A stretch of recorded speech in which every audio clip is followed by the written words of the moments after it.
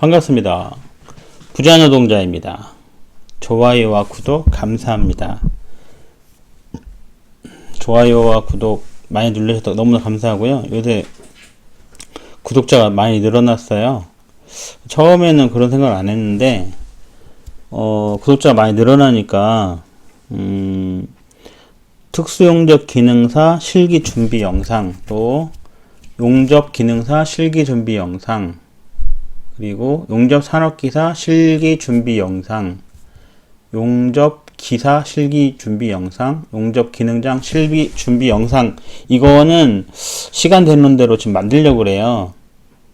제가 이번 휴가 때 회사에 휴가 내면, 여름 휴가 내면 영상을 좀 만들어서 올리려고 그래요. 기대 많이 해주시고요.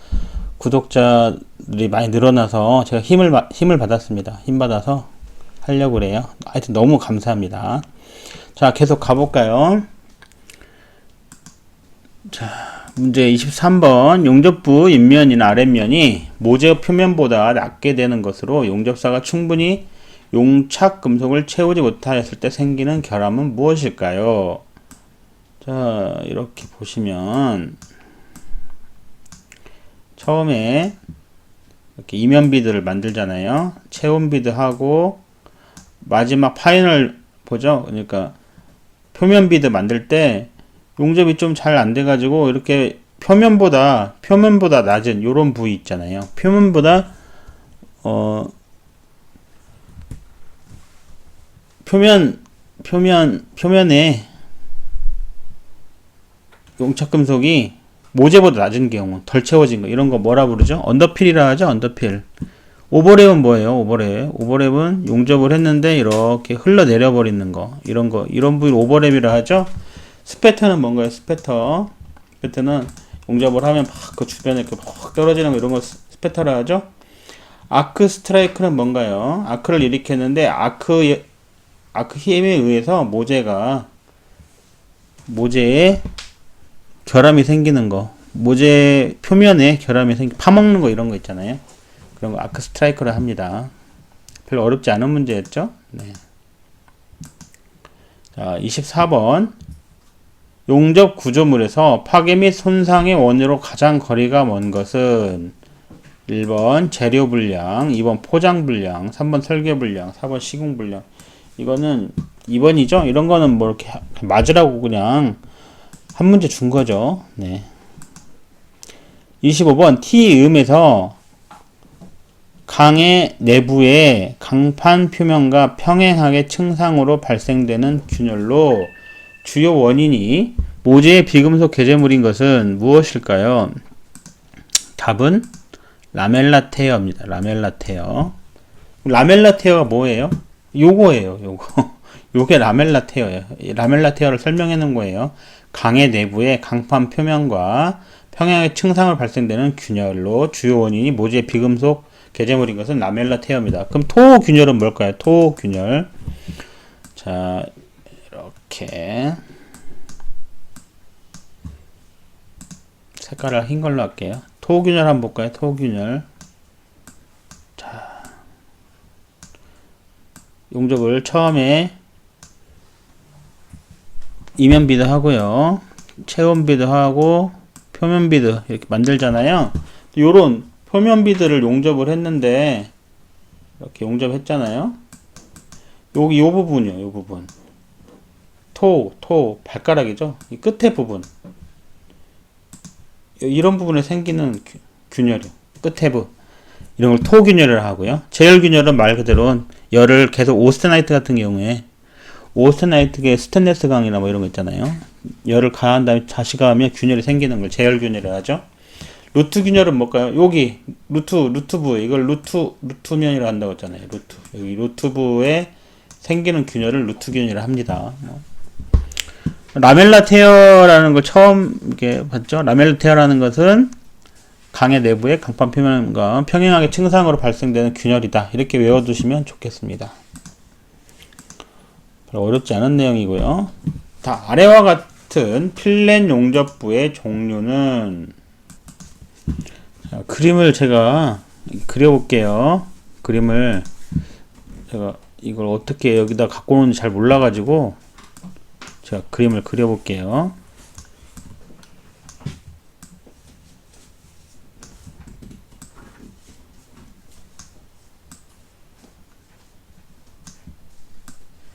여기 이제 여기 요 부분하고 요 부분에 필렛이 된 거예요. 이렇게. 그 옆에서 바라보면 이렇게 되어 있는 거. 자, 여기서 이만큼 용접하고요. 또 반대쪽으로 이만큼 용접하고요. 또 이쪽 이만큼 용접하고요. 또 이만큼 용접하고요. 이렇게 용접되어 있는 그림은 요거예요. 이 그림과 같은 필렛 용접부의 종류가 무엇일까요?가 문제거든요. 자, 일단 연속 필렛 용접부터 볼까요? 연속 필렛 용접을 어떻게 한 거예요? 예를 들어서 연속 필렛 용접이다. 근데 여기 이렇게 용접이 되어 있어요. 이렇게 한 군데가 되어 있어요. 그러면 연속 필렛 용접이라는 것은 여기서 여기까지 이렇게 쭉 계속 용접한 거예요. 이렇게 한 면을 계속 안 쉬고 용접한 거. 이런 것을 연속 필렛 용접이다. 이렇게 부르는 거죠. 자, 그러면 단속 필렛 용접이란 건 뭘까요? 단속 필렛 용접. 단속 필렛 용접 볼까요? 단속 필렛 용접이라는 것은 이렇게 띄엄띄엄 하는 거예요. 비석법이 비석법. 그죠? 이렇게. 자, 이렇게 하는 것을 단속 필렛 용접이다. 이렇게 부르는 거죠. 그러면 연속 필렛 용접하고 단속 필렛 용접은 알았죠? 지금 이 그림 뭐예요? 이 그림은 연속 아니잖아요. 단속이죠? 그 다음, 이걸 용접을 했는데, 한쪽하고 반대쪽 이렇게, 반대쪽하고 또 한쪽하고 또 반대쪽하고 이렇게 서로 맞물려서 하는 게 아니라, 톱니바퀴처럼 돌아가는 거. 이것을 지그재그 단속 필렛 용접이라고 그래요. 지그재그고요. 이렇게 지그재그로 되어 있잖아요. 또 이거 단속 용접이잖아요. 연속으로 쭉 한 게 아니라 조금 띄었다고 하는 걸 이런 걸 단속이라고 한다 그랬죠. 단속 필렛 용접이다. 이렇게 부르게 되겠습니다. 답은 그러니까 뭘까요? 답은 4번이죠. 4번이에요. 실제로 필렛 같은 경우는 힘 받는 곳은 잘 안 하거든요. 간단한데 하는데 이 필렛이라는 게 하면 용접선이 길어가지고 휘어버려요. 그래서 단속 용접을 많이 하는데 단속 용접을 하면 좀 이렇게 강도가 약하니까 이렇게 서로 지그재그로 이렇게 하면 좀 튼튼하겠죠. 이런 거를 단속 지그재그 필렛 용접이다. 이렇게 부릅니다. 자, 응력 제거 풀림의 효과에 대한 설명으로 틀린 것은 응력 제거 풀림이란 건 뭘까요? 응력 제거 풀림 한번 볼까요?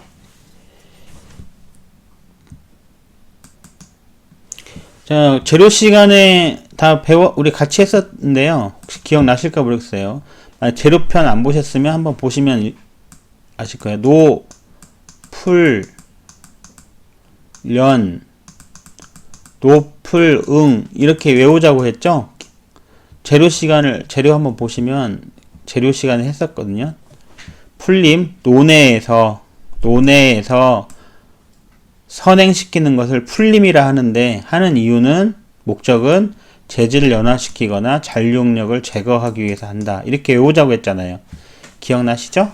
만약에 안 보신 분은 보세요. 노풀련, 노풀응, 공불표, 공기 중에서 선행하는 것은 불림이라 하는데 표 하는 목적은 재질을 표준화하기 위해서 이렇게 외우자고 했잖아요. 그죠? 기억나시죠? 어쨌든 노풀련 해서 풀림을 하는 이유는 잔류력을 제거하기 위해서 하는 거죠. 그죠? 자, 그러면 제가 이거를 조금 더 잘 정리해 왔거든요. 응력 제거 풀림 550에서 650도 온도로 일정한 범위로 일정한 시간을 유지하였다가 녹속에서 냉각시키는 이게 자체를 풀림이라고 그래요. 풀림. 어닐링이라고 하죠. 어닐링. 노풀련. 어닐링. 충격에 대한 저항력과 응력 부식에 대한 저항력을 증가시키고요. 클리프 강도. 일정 하중이 가해진 상태에서 시간의 경과에 따라 소재의 변형이 계속되는 항복점 이하의 응력에서도 시간 경과에 따라 변화 또는 파괴되는 현상을 클리프 강도라 하죠. 클리프 강도를 향상시킵니다. 이게 무슨 뜻일까요? 이해 가신가요? 예를 한번 들어볼게요. 자, 철판이 있는데요. 철판을 이렇게 올려놨어요. 여기다 무거운 물건을 이렇게 올려놨다고 가정해보세요. 그럼 여기 하중이 가해지겠죠? 그런데 이것이 하중이 항복점은 뭐예요? 항복점은 어떤 하중을 가했을 때 그것이 갑자기 못 버티고 변형이 일어나기 시작하는 직전에 상태를 항복점이라 하죠. 항복점 이하, 그러니까 파괴가 일어나지 않는 항복점 이하의 응력에 이렇게 이게 올려놓으면 멀쩡하게 가만히 있는 거예요. 그런데 시간이 경과함에 따라서 이게 갑자기 훅 늘어나 버리는 거예요. 처음에는 멀쩡하다가 시간이 되면은 이게 훅 변하는 거. 그런 걸 클리프 강도라고 합니다. 클리프 강도가 향상되면 어떻게 돼요? 항복점 이하에서 뭐 이렇게 올려놨다 하더라도 잘 버티는 거죠. 그래서 응력제가 풀림을 하면 클리프 강도가 향상됩니다. 그러니까 항복점 이하, 이 부서지지 않는 온도에서 어떤 하중을 가했다 하더라도 그것이 계속 버티는 그런 걸 클리프 강도로 한다 그랬죠. 클리프 강도가 향상됩니다. 또 열 영양부가 뜨임화되어 연성을 갖게 되고 용착 금속 중 수소가 제거되어서 연성을 증가시킵니다. 이런 것들이 응력 제거 풀림 효과입니다. 응력 제거 풀림이라는 게 응력 제거하는 게 목적인데요. 그게 효과는 이런 것이 있어요. 그러면 지금 치수 틀림의 방지, 충격 저항의 감소, 클리프 강도 향상, 열 영양부의 템퍼링 연화. 지금 충격 저항 어때요? 충격 저항이 감소가 되니까 증대되는 거죠. 클리프 강도가 충격 저항이잖아요. 그죠? 충격을 줬을 때 그 저항하는 거예요. 저항할 수 있는 힘. 클리프 강도가 향상되니까 2번이 정답이겠네요. 조금 이게 이렇게 이게 조금 난이도가 있네요. 그죠? 응력 제거 풀림만 알아야 되는 게 아니라 그것을 어떤 효과가 있는지 또 이런 것까지 외워야 되니까요. 네.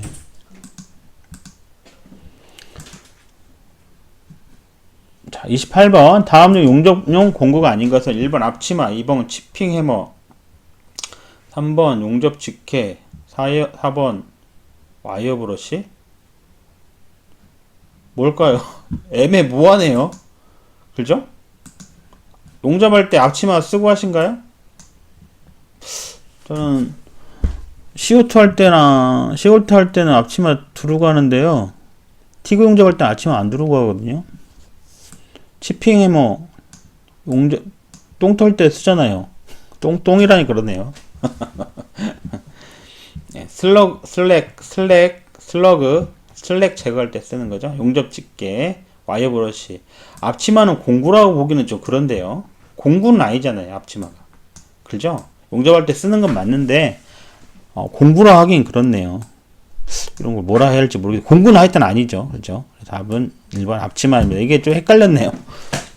좋은 문제는 아닌데요. 어쨌든 좀 약간 헷갈리긴 하네요. 그죠? 판 두께 8mm를 아래 보기 자세로 15m를 수직 자세로 8m 맞대기 용접하였다. 이때 환산한 용접 길이는 얼마인가? 아래 보기 맞대기 용접의 환산 계수는 1.32이고 수직 맞대기 용접 환산 계수는 4.3이다. 자, 그러면 이렇게 하면 되겠죠. 자, 일단 아래 보기 자세로 15m를 용접을 했어요. 근데 환산 계수가 얼마예요? 1.32죠. 그 다음 더하기 수직 자세는 8m를 했죠. 그러면 8m. 근데 환산 계수가 얼마예요? 4.32. 그렇게 하면 53.36m 이렇게 나오겠네요. 한번 계산들 해보세요. 자, 제가 지워드릴 테니까요. 자, 계산들 한번 해보세요. 별로 뭐 어려운 문제는 아니었습니다.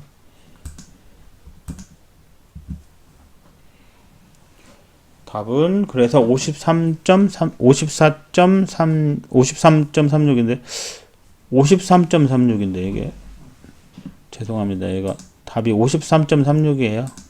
54가 아니라 53.36이에요. 한번 계산들 해보세요. 다음 문제. 용접 변형의 일반적인 특성에서 홈 용접 시 용접 진행에 따라 홈 간격이 넓어지거나 좁아지는 변형은 무엇일까요? 1번 종변형, 2번 횡변형, 3번 각변형, 4번 회전변형. 자, 변형의 종류는 첫 번째 횡수축이 있습니다. 횡수축. 자, 횡수축이 뭐냐? 이게 용접을 이렇게 두 개 판이 있는데요.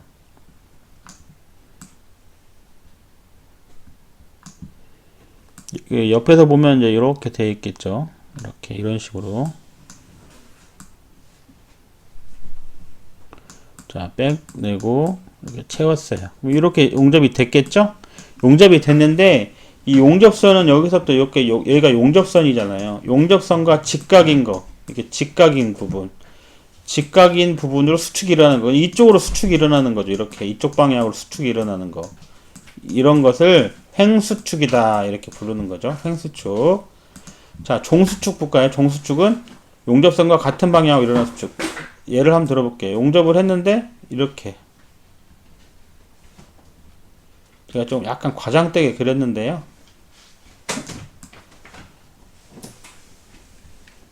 이렇게 가운데가 이렇게 용접을 했는데 이렇게 용접을 했는데 용접한 곳이에요.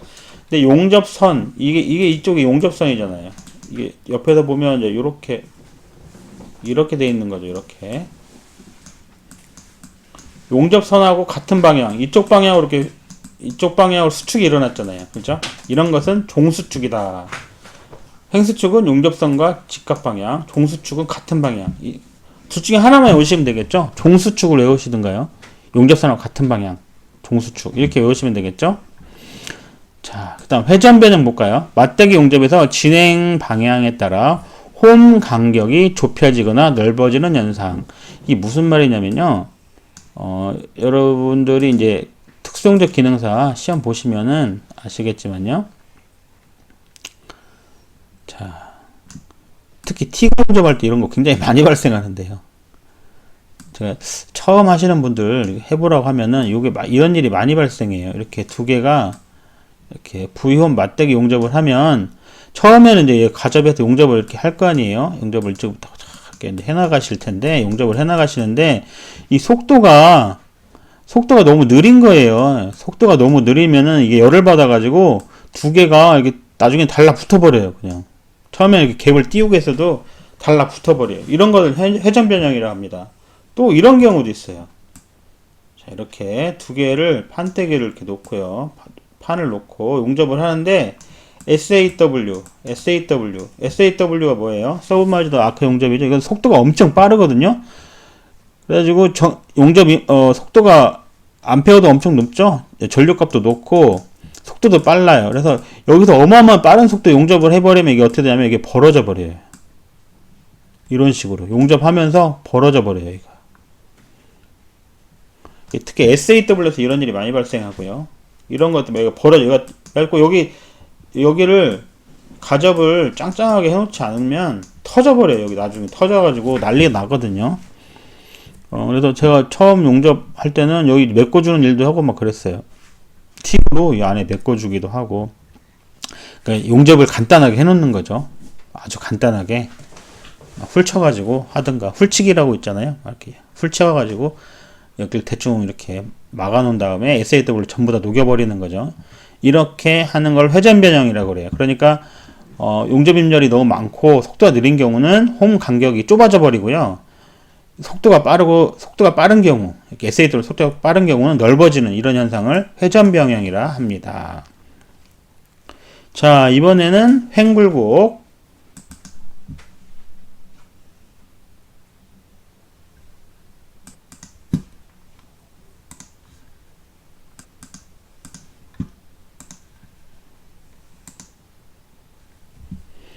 네.